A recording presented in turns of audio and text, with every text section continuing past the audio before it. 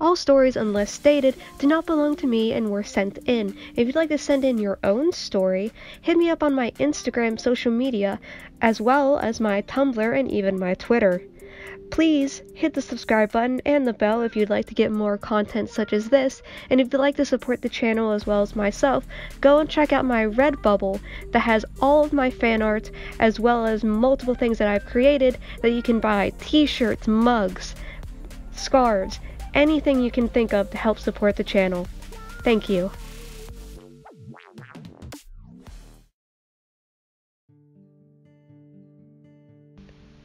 Hi Vivid, a friend showed me your channel and I must say that you have a knack for storytelling. Keep up the good work. Oh, thank you. Oh, I love getting messages like that. It's just like, ugh, right in the heart. As I said, a friend recommended me to you, but not for good reasons. I have a story, but it happened about January of last year. The dates are foggy, but it still sticks clearly in my mind, as well as now my husband's mind. This story is told between my perspective as well as my husband's. My husband is an American Korean and I'm a Welsh American. My husband looks a lot like Sang-gun-woo from Killing Stalking, though less so now because he's cut his hair and dyed it due to this ordeal. For the sake of the story, we'll call my husband Sang and the weeb Jay. When the story took place, he was working at a well-known supermarket chain, and I won't name for legal reasons. He worked as a manager for basically every aspect of the store beneath the actual store manager. He'd work a register, stock the aisles, and even work for the cafe as a barista and server. He worked there for 4 years at least, and it wasn't until his 5th year that the story took place. It started with him working the registers, a normal Sunday afternoon for him, when a young woman, greasy black curly hair and an anime t-shirt, walked up to his register with a basket full of food from their Asian section. He smiled and said his usual, "Hi, how are ya?" Yet the woman didn't even reply, she just looked at him like he was the most disgusting person in the world.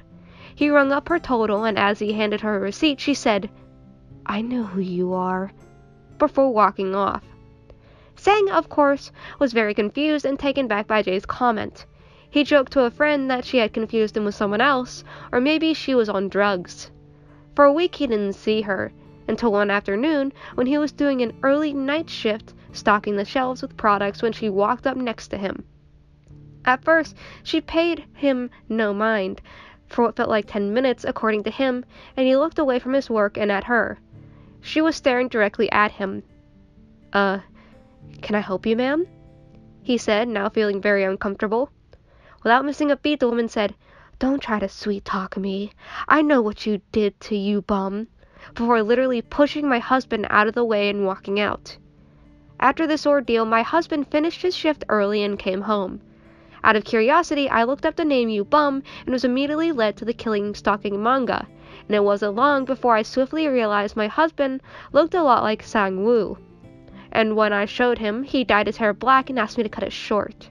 Despite being a rather tall man, he's a soft spirit and doesn't like confrontation of any sort. Needless to say, he turned up to work the next day with short black hair. He told his supervisors and even the store manager, but none of them took him seriously.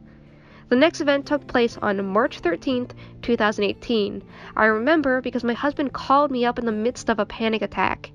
He went on his break at the 3-hour shift. He headed to the employee-only toilet and entered a cubicle. As he was doing his business, he heard the door open. "I'll be a minute," Sang called out, but received no response. That is, until someone attempted to open the toilet cubicle.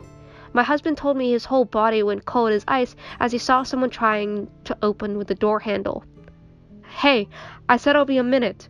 We have a public bathroom too, you know." Still no response, but the door handle stopped moving. After a minute of silence, my husband heard a camera click. He looked up to see that the woman, Jay, standing on a toilet in the next cubicle, taking a photo of him. He quickly pulled up his pants, booked it out of the toilet.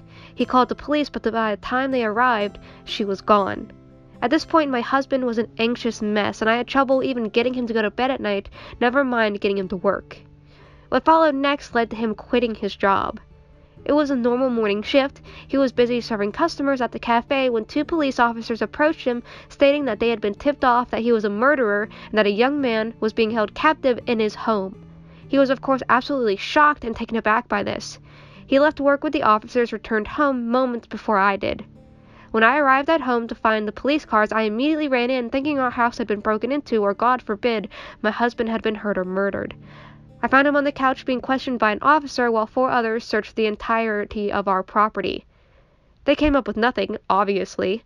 My husband questioned who put in the tip. The police then said Jay's name.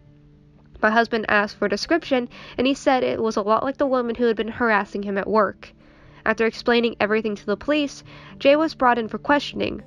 She has since been arrested for harassment, and my husband recently taken out a restraining order against her, given I'm now pregnant with our firstborn. My husband and I have since married and moved halfway across the state, but he's taken a major precaution to never look like Sang-woo again, which is a shame because I love his natural hair color. Still, I hope Jay gets the help she deserves, and that she stays the hell away from me and my family. To finish off again, I'd like to say I hope you're doing well, Vivid, and good luck with your channel. Thank you so much. That story was a thing from beginning to end. I know people can be crazy, especially about killing stalking. Just look at Tumblr, shit gets nuts over something like that. But glad to know everyone's okay. Crazy story. Whew. Nuts.